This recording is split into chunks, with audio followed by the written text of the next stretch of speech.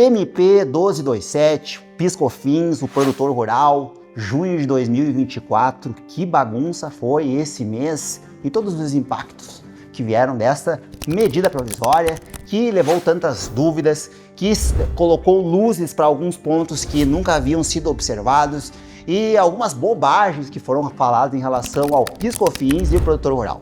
Bom, basicamente essa medida provisória que foi apresentada pelo governo e no próprio mês, não chegou a passar 10 dias, uma semana, foi inclusive devolvida, né, por parte do Congresso, ela tinha como finalidade limitar a compensação dos créditos tributários de PIS/COFINS. De que maneira? Se a pessoa tinha créditos tributários de PIS/COFINS, só poderia compensar com eventuais créditos de PIS/COFINS que ela viesse a pagar. Ocorre que algumas empresas estavam se valendo desses créditos, não para compensar com outros créditos que porventura viessem a pagar de PIS/COFINS, mas com outros tributos federais. Então eu tinha créditos, PIS/COFINS, e eu compensava com contribuição previdenciária, com imposto de renda da pessoa jurídica, com a contribuição social sobre o lucro líquido, enfim, sobre todos os tributos federais que nós temos aqui no nosso mapa. Com essa medida provisória não tinha tanto essa possibilidade. E algumas pessoas começaram a levantar, eu vi contadores e advogados dizendo que o produtor rural agora não poderá mais compensar os créditos tributários de PIS/COFINS. E isso é um absurdo, porque ele, quando adquire os seus insumos, ele, por exemplo, insumos como frete, ele consegue se habilitar para, enfim, dos créditos de PIS/COFINS, mas quando ele vai comercializar sua soja, seu milho para exportação, ele não paga PIS/COFINS, logo, para ele, a alternativa que ele tinha era compensar com outros tributos federais, e agora ele perdeu essa possibilidade. Pessoal, vamos lá. Tá? Isso efetivamente, depois no final do vídeo eu bato um pouco mais em cima disso, impacta muito as questões das agroindústrias. Mas para o produtor rural que explora a atividade econômica, e no Brasil hoje mais de 90% dos produtores exploram a pessoa física, esse impacto que foi alardeado não bate com a realidade. Hoje o Brasil, dizem aí que ele tem 5,5 milhões de produtores rurais. Calculo eu que nós não tenhamos nem 5 mil produtores hoje que efetivamente explorem 100% da sua operação em uma pessoa jurídica, optante pelo lucro real, do regime não cumulativo, que habilita a ter esta possibilidade aí dos créditos de PIS/COFINS e a sua compensação. Por quê? A maior parte dos nossos produtores exploram a atividade econômica, exploram a sua atividade rural na pessoa física.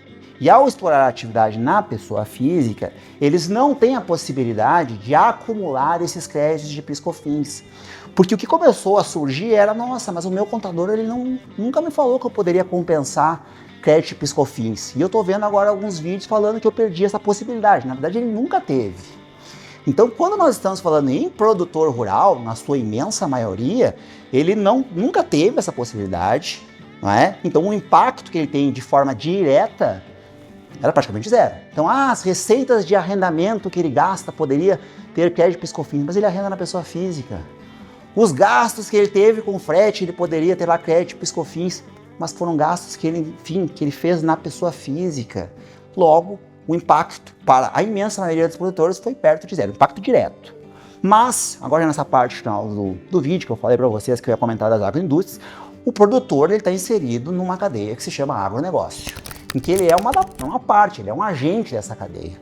E efetivamente, as cerealistas, as agroindústrias que faziam aquisição dos seus produtos, estas sim, eram severamente atacadas com essa medida provisória. Porque essas empresas, elas tinham sim uma grande quantidade de créditos de PIS/COFINS, mas na ponta, quando elas comercializavam esses produtos agropecuários, elas não pagavam PIS/COFINS.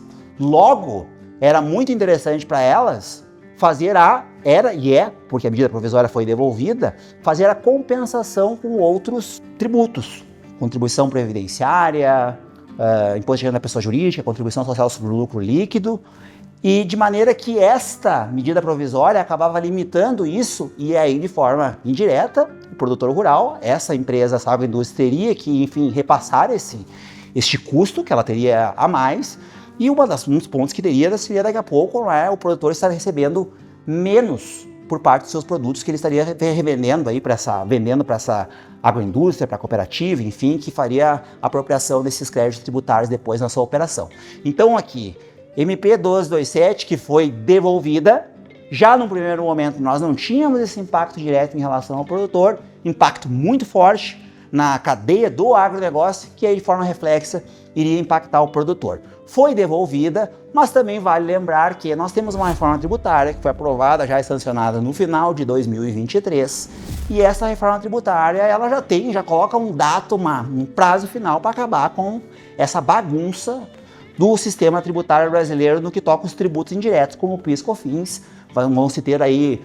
Vão se reduzir os tributos, né, o IBS, enfim, todos aqueles tributos que vão acabar com essa sistemática que a gente tem louca hoje, né, no nosso sistema. Então, essa medida provisória ela só deu até um pouco de um trailer de algo que já vai acontecer ali na frente. Então, ali passando 2030, quando já vai acabar, enfim, o período de transição, ela só puxou um pouco, seria para agora, algo que ninguém estava contabilizando. Então, pegou todo mundo de surpresa, mas, felizmente, foi devolvida a medida provisória, dando segurança jurídica e estabilizando as questões no que tocam esse ponto na cadeia do agronegócio.